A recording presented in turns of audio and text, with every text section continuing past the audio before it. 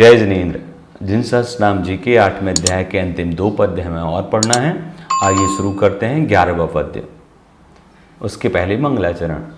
ओम नमः सिद्धेभ्यः स्वयंभुवे नमस्तुभ्यः मुत्पाद्यात्मानमात्मनि स्वात्मनैव तथोद्भूत वृत्तये चिंत वृत्तये। पंच परमेष्ठी भगवान की जय। आइए उच्चारण करते हैं।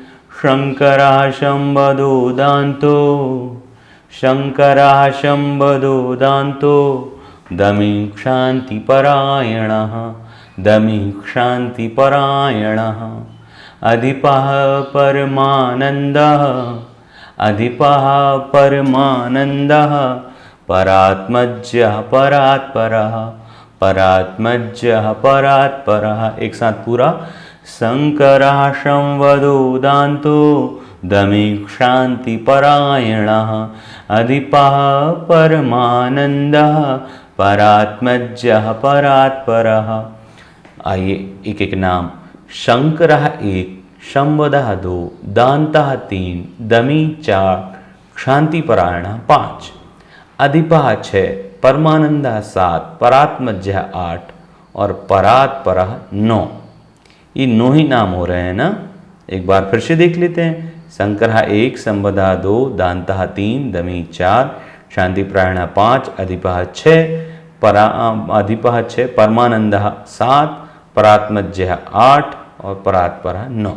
ये 9 नाम हैं। आइए एक एक नाम का अर्थ देखते हैं।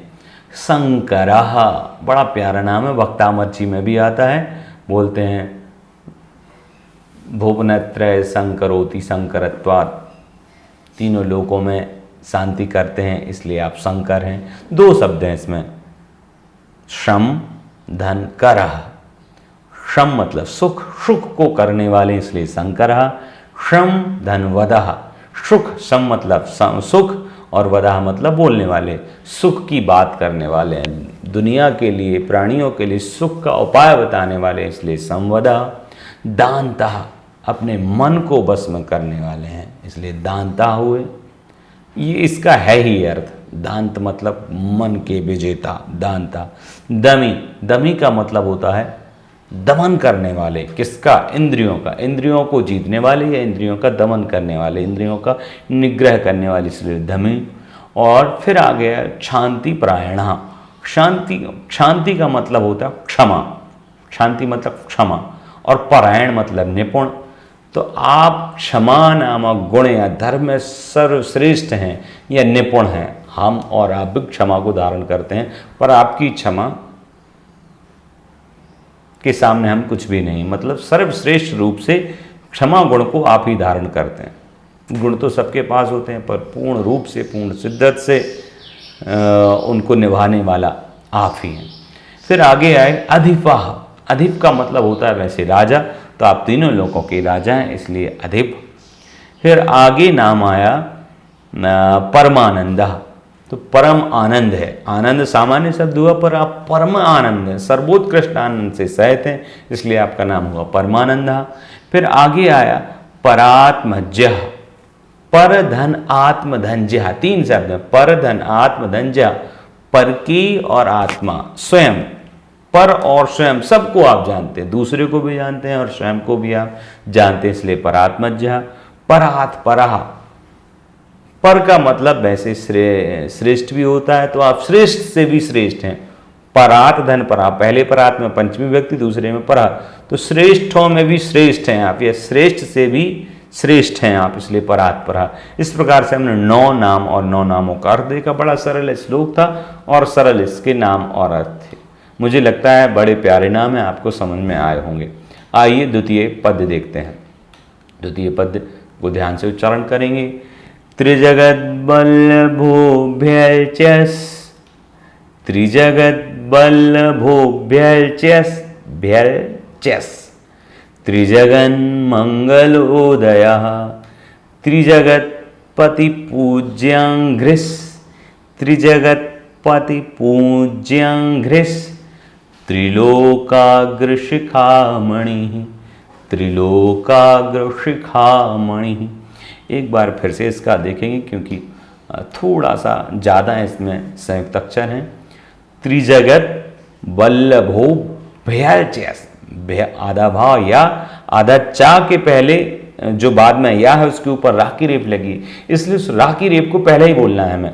त्रिजगत वल्लभो भयचयस, भयचयस, त्रिजगत वल्लभो भयचयस, त्रिजगन मंगलोदयः, त्रिजगत्पति पूज्यांघ्रिस, त्रिजगत्पति पूज्यांघ्रिस, त्रिलोकाग्र शिखामणि, त्रिलोकाग्र शिखामणि। आइए अर्थ देखते हैं कौन कौन से नाम हैं। पहले तो है त्रिजगत वल्लभा, ओ की मात्रा जो विसर्ग बनेगी। त्रिजगत वल्लभा का मतलब है तीनों लोकों के वल्लभ। वल्लभ का मतलब प्रिय, वल्लभ का मतलब कहीं कहीं स्वामी या पति भी होता है, यहाँ सब सर्वश्रेष्ठ अर्थ इसका है प्रिय। तीनों लोकों में आप सर्व प्रिय हैं, तीनों लोकों के लोगों के लिए आप प्रिय हैं, प्यारे हैं हम सबके, आप तीनों लोकों के प्राणियों के आप प्यारे हैं, इसलिए त्रिजगत वल्लभा।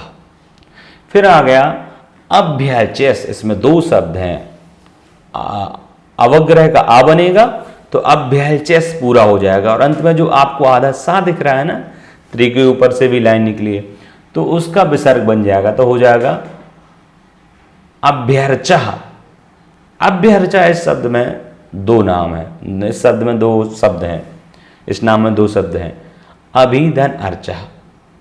अभि एक उपसर्ग है जिसका अर्थ होता है की ओर, और अर्चा मतलब पूज्य, या फिर अभि का मतलब श्रेष्ठता के सेंस में भी आता है।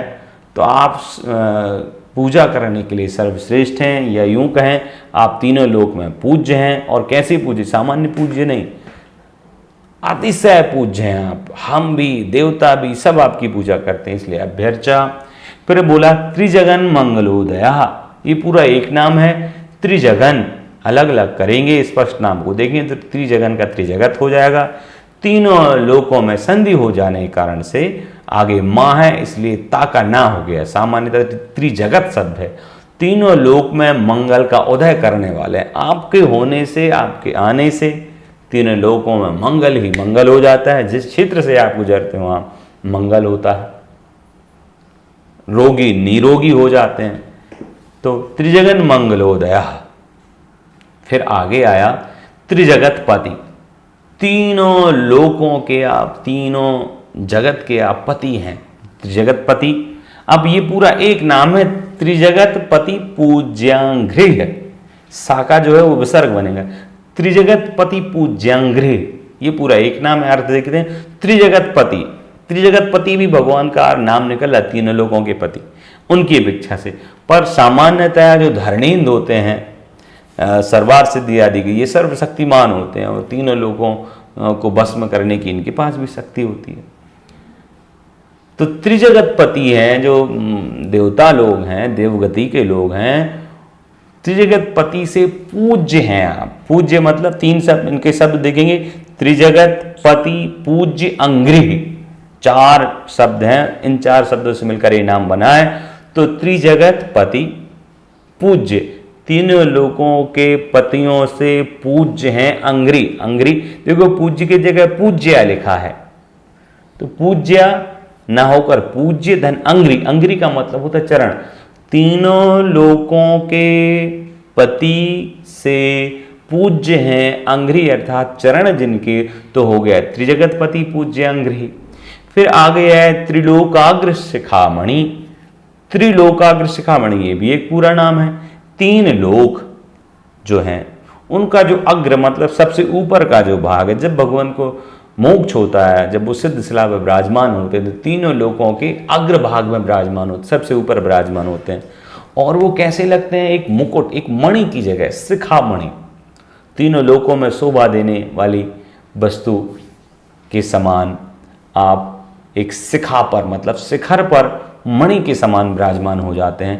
त्रिलोक के अग्र भाग में शिखा में मणि के समान शोभा देने वाले आप हैं, इसलिए आपका नाम हो गया त्रिलोकाग्र शिखामणि।